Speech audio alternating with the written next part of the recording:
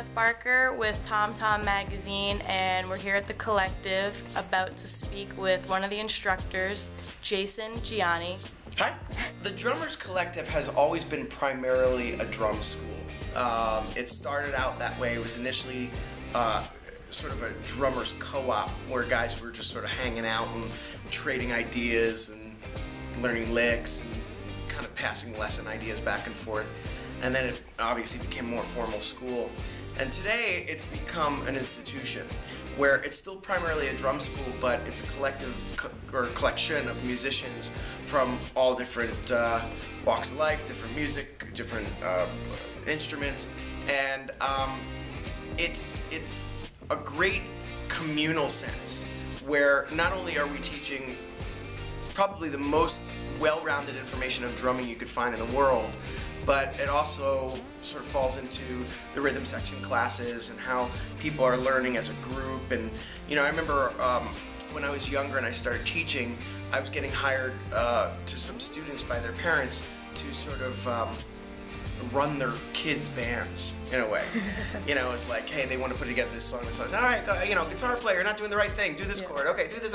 And I'm kind of doing the same thing here, but I'm more of a collegiate level and a real official level. And it's really great. But for other musicians, it's a great vibe because you really get that sense of being schooled in a rhythm section ensemble and doing it with real New York musicians and doing it the right way. But as far as a drum set player is concerned, there isn't a style here we don't cover. There isn't a technique here we don't cover. It's the most well-rounded program you could get. We're not as strict and to the book as a university is with jazz studies. We have kind of an equal amount of everything here, and you could find anything and everything you want when you're here as a drum set player. 1993, I was a student here for the 10-week program. At the time, the 10-week program was actually just the CPA, which now it's the CPA and the CPB, which is 6 months long or 2 semesters long. And it was just a one-time program between semesters at my college, which was the University of Delaware. I came here, studied with, I had a great, I had a really good streak of luck with the teachers who came in at that time. Horacio El Negro Hernandez was here, Clayton Cameron was here, Pete Zeldman was here, and it was a really great opportunity for me to like squeeze in as much as I could in 10 weeks. And then after that, I had always kept in touch with the previous assistant director. His name was Michael Crashes. Michael and I had met a few times about me teaching here when I got out of college, and then I actually ended up moving to California for 10 years, so that was a big gap in between. And then when I came back, I sort of, you know, reached out to the collective again. Michael had gone by then, met with John, and I had substituted for San Janeiro for one of his classes. And what they had said was, if the students take to you right away, we'll keep you on, and if they don't, you'll know it. And sure enough, they kept me right away. So really what got me into really solidified my teaching was I was offered an assistantship at Penn State for a master's degree.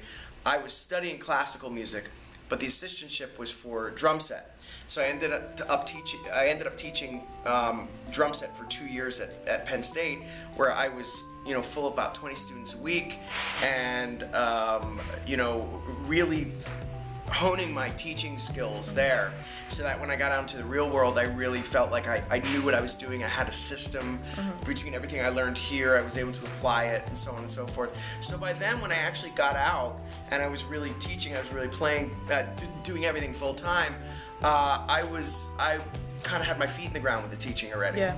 You know, I enjoyed it, but I also realized that it was a sense of you know, a true sense of foundation. Just the combination of getting better at it, enjoying it, teaching myself as I taught my students, and also having that solid foundation there really helped me to you know, see it through and get to this point in my career.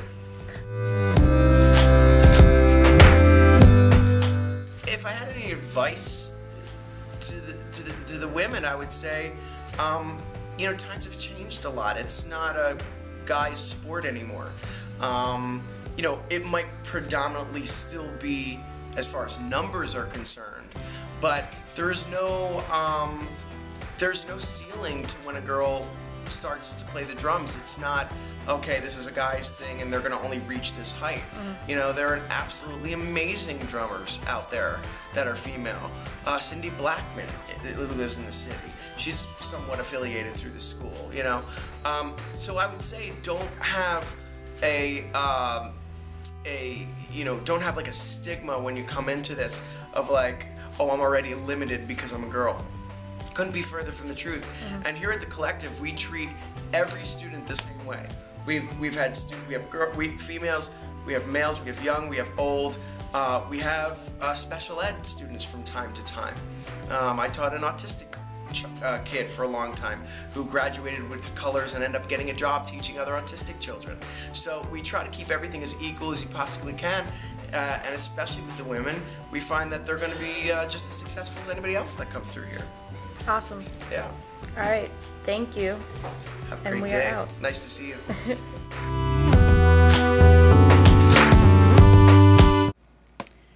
Alright, so as you can see, Jason is a really cool guy, and he's been a great teacher so far there. I really enjoy, he teaches the technique class and the rock class there for this program, but he's taught every other subject there for different things. And he was actually the teacher that showed me the exercise that I showed you guys at the last video, which is working with your fingers and then wrists and then arms. And so basically a little recap of week 3 was a lot of the rhythms that we were learning in like the Brazilian class and the Afro-Cuban. We had been doing the separate percussion parts to see like where they all came from and how, you know, why certain limbs do certain things when you play it on a drum set. So this week we actually went to the drum set and started separating it between the limbs, and definitely a lot of 4-way independence for that stuff. And what I actually want to do is probably have another video after the 4-week program is done, just to highlight a few of the grooves that I learned and some more technique things, so you guys can actually learn and see what I'm talking about when I do these like little recaps with you. And I'm sure it's not that entertaining to just watch me sit under my loft bed with my large Italian flag in the background. But anyway, I still think it's fun, so hopefully you think it's fun. And next week is the last week, sadly, and I should be getting an interview with the marketing director there, who is grateful enough to be letting me do this for you guys, so you can get a glimpse of what's going on at the Collective.